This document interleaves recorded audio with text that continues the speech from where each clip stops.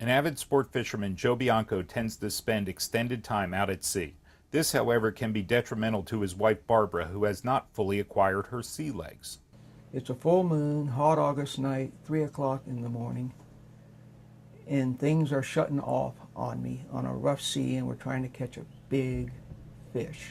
That is why Joe wound up contacting Colin Ayers about putting in a Sea Gyro for his 45-foot sport fish.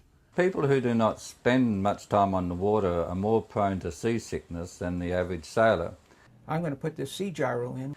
So if you want to take your friends out on the water, or the wife, and she is not used to being on the water, then this thing provides a steady platform from the time you leave the dock to the time you come back. This particular gyro is a very simple design, which in the marine world, commercial and in the professional yacht fisherman's world, is best. Basically we have a flywheel which acts similar to a top, and as the boat tries to roll, the flywheel moves in a fashion to counteract the rolling of the boat.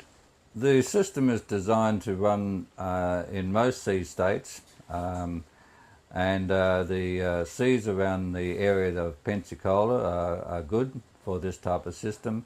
But what about installation? Installation can be done locally without any fuss. Last week we started our Sea Gyro installation by installing our inverter system and battery bank. This week we're continuing that installation. The battery bank that we did install for the inverters was originally here. There were 6 batteries in a row. Next step will be to bring the actual frame for the gyro in, attach it to these mounts, and then we will move the gyro into place between the engines.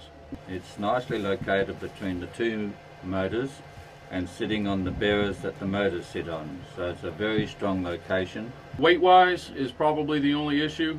4 grown men, a little bit of time, and some common sense basically. Move slow, make every placement count. We are halfway there.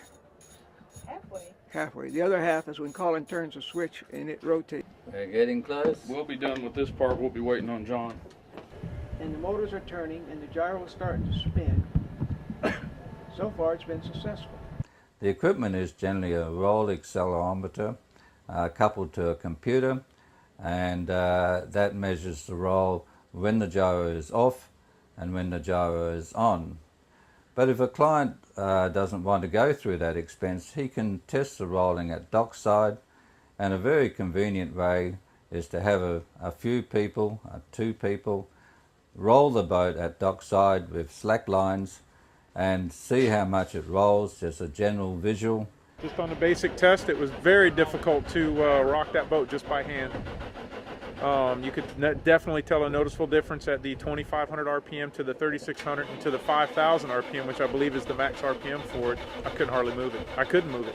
From commercial applications to larger yachts, now a new market. Happy with the progress that's been made in this size of gyros, so we're introducing a production run which will suit 35 to 45 foot vessels, and it's ideal for vessels which weigh between 10 and 18 tons.